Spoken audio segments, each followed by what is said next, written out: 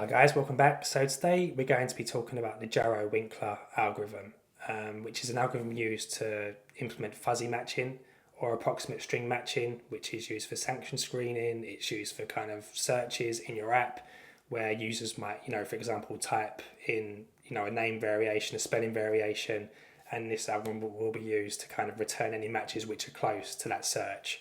Okay, so the algorithm is basically split into two sections. We have first the Jaro similarity score, which basically will implement a matching window. It will loop through or compare the two strings to check for any kind of character matches, and it will count the number of transpositions and then give a final score between 1 and 0.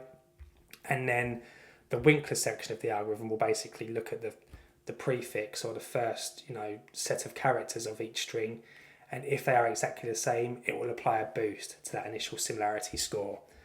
Okay, so we have an example here. I'm going to run you through this code. We're going to use the kind of debugger to do that. And we're basically comparing two strings, one being MARHTA and one being MARHTA.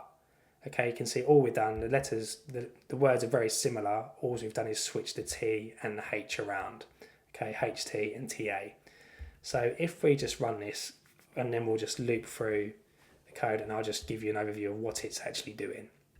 Okay, so obviously we have our first two strings here that we're taking as an argument in the Jaro score, and we're first just saying basically if these are exactly the same, then just return a score of 1.0. Okay, we don't need to do any of this algorithm calculation. We can just say, the strings are exactly the same, return that full score. So 1.0 is a complete full match. There's no differences at all. 0.0 is no matches at all, no letters have matched. They're not similar in any way.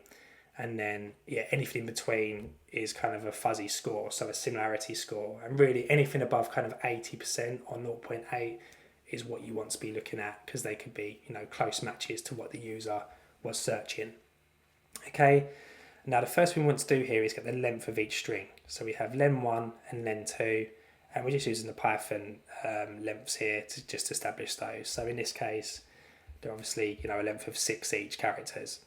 And then for this function to work, this algorithm to work, we have to implement a matching window. Okay, and that is basically the max length of either of the two strings we're comparing, which in this case is obviously 6. They're both of a length of 6. And then we divide that by 2, and then we subtract 1. Okay, so if we just process that, you can see that our matching window here is 2. And the reason we're using this double operator here is obviously if we have like an odd number length, so for example 7, divide that by 2, we have 3.5. And so this just rounds that down to the closest whole number, which is 3 in that case. Okay, and then what we want to do next is want to establish our kind of matching arrays here. So we have an S1 matches array, and we're basically just putting in an array of false here, and we're timesing that by the length of our first string. So now you can see we have an array, with false 6 times, and each false boolean here represents a letter within our first string. Each false variable in the second matches array represents a letter in our second string.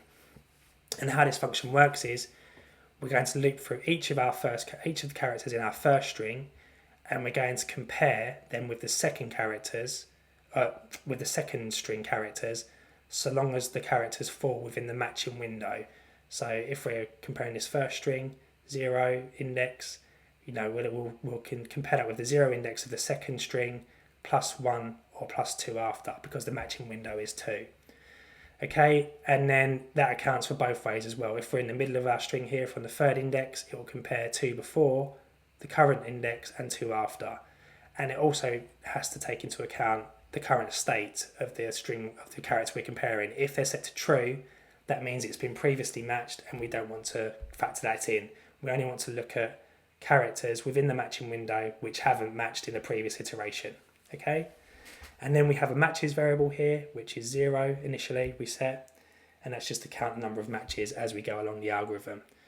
So let's start our for loops here. So we do a for loop for I in range len1, so we're going just looping through our first string here.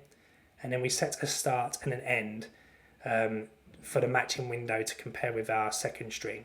So as we're on the kind of first iteration here, we'll take in the start, which is max 0, and then I minus the matching window. In this case, 0 minus the matching window would be 2, so that'd be -2.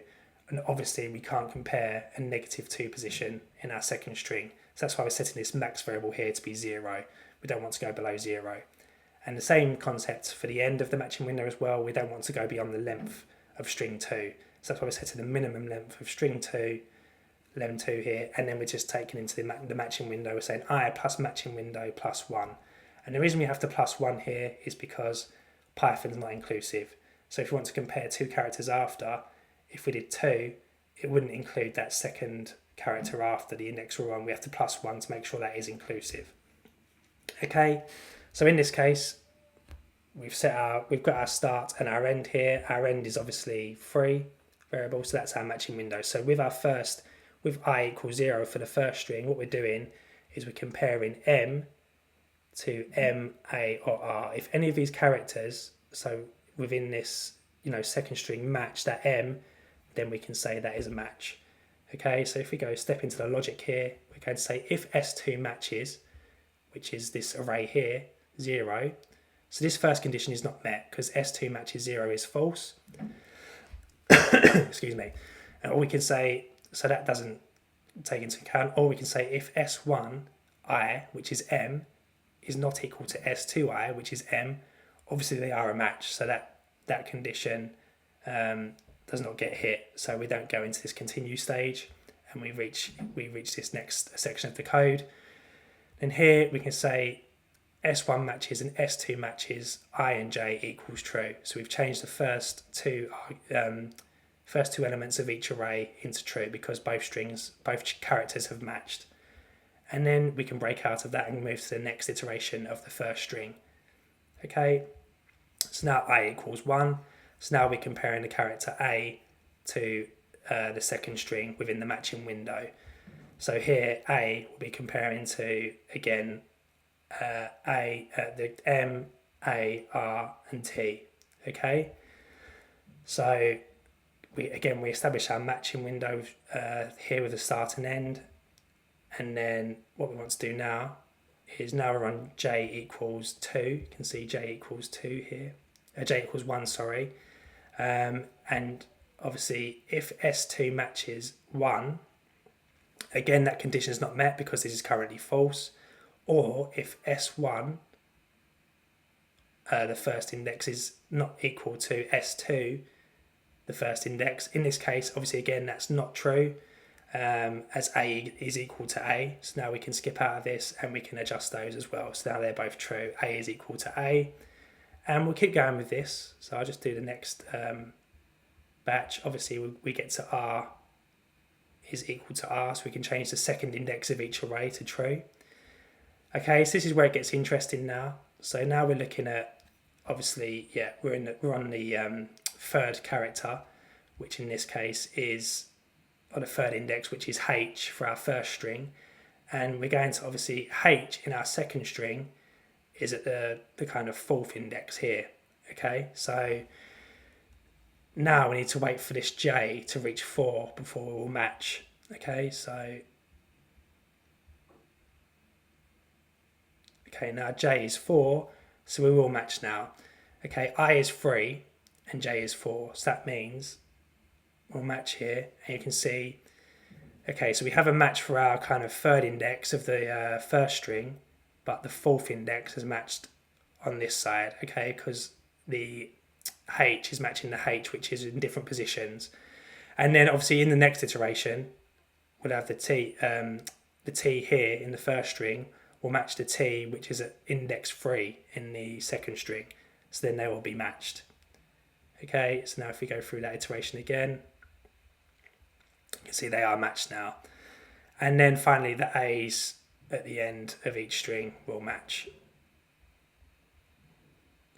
Okay, so basically we have our S1 matches and S2 matches string. Each letter has matched because all of the letters are present in each string. Okay, and then we can say we have 6 matches in total, that means. Okay, so we have that, and then that's it now. And then once we have our matches established in our matches arrays, we can now say if matches is equal to 0, that means the strings aren't similar in any way. We don't have any letter matches, and then we can just return a 0 score. In this case, that's obviously not true. And now what we want to do is basically unpack all of these letters which have matched into their own array for each string. So you can see here we have our S1 matched array and our S2 matched array, and that's just going to equal each of the individual characters for each string which have matched. Okay, and then what we want to do here is we basically have a zipped. This is just for show only, because what we do, we zip these into a kind of, an array of tuples. And this zipped means basically it will take in each characters from string 1 and string 2, and you can see it wraps them into tuples. So M and M here, A and A, R and R, H and T, T and H, and A and A. Okay, so you can see here we obviously have the first three tuples, they're matching characters. The fourth and fifth tuples, they're obviously different. H is not equal to T, T is not equal to H, and then the final kind of fifth index here, A is equal to A. So what we want to do is now count the number of transpositions, and to do that, that's why we're using this zip function. This zipped here is just to show you how that looks. And here we're saying we want to sum the number of times that character 1 is not equal to character 2 for these characters in that zip. So in this case, this sum here, if we're summing this will just return 2, because obviously H is not equal to T, T is not equal to H, we get 2 here. Okay, so transpositions, you'll see here, is equal to 2. And then what we want to do here is we need to divide that by 2, because we're obviously, it's only really one transposition, we're just swapping the T and the H around. Because we're comparing two strings, we have to divide that by 2. So you can see here our T is now 1.0. And then once we have that, we can now calculate the Jaro score. So to do that, we take in 1 divided by 3, and then we times that by the matches divided by the length of the first string, and then plus the matches divided by the length of the second string, and then plus we're taking the matches minus T. Okay, so you'll see here T is minus 1, and then we just divide it by the amount of matches. Okay, and that returns a Jaro score of basically 0.9444. So that's very close to 1.0, and yeah, that would be kind of a match you would want to show in your results. And then next thing we want to do is move on to the actual Jaro score, Jaro-Winkler score in the case. This is where we add the prefix boost. Okay, so to do that, obviously we have our Jaro score here, which is 0.944, which we set. So this is like a separate function. We first get the Jaro score with those strings, and then we have a prefix. This is used to basically count the number of matches at the beginning of the string. Okay, so we set that to 0, and then we can say for I in range, and we take in either the minimum length of string 1 or string 2, or we'll say 4. Okay, so 4 is the kind of max minimum length we want to take into account here. And here we're saying if string 1 I 0 is equal to string 2 0, in this case M is equal to M, then we can plus 1 to the prefix.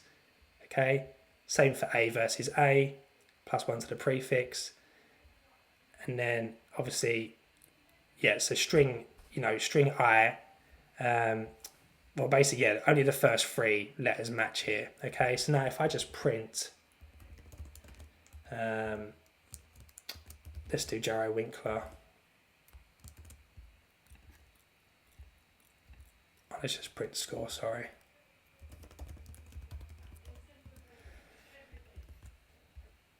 Okay, and then we just, I'll do initial score for the just the Jaro scoring.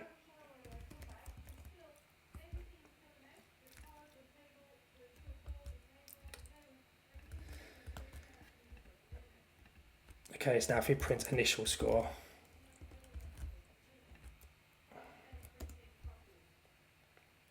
bring our terminal up here. Oh. We just do Python 3. Let me just clear this out. Python 3 Jaro-Winkler.py.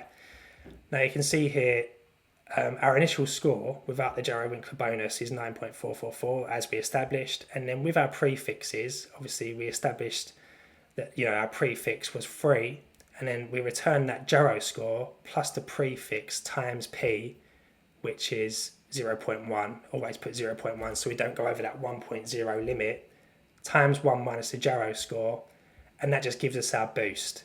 Okay, so with the prefix boost here, we have a really close match of 0.96111. Okay, and just to show you, if we just swap this around,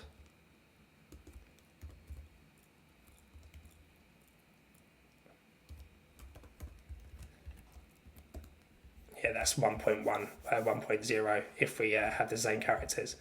So that's really it in a nutshell, guys, how this kind of works. I've obviously kind of flown through this, but yeah, I just really wanted to kind of step-by-step walk through how this is working, this algorithm. It's a really popular algorithm used for fuzzy matching. So yeah, hope you enjoyed that, guys. And I think in the next sort of set of tutorials, we'll look at phonetic matching as well. And then eventually, yeah, we'll be building out kind of a sanction screening application which uses these algorithms, usually hybrid approaches, and we'll also be looking at the kind of Python fuzzy sort library as well, which houses these algorithms. So I hope you enjoyed that, and I will see you in the next one. Cheers.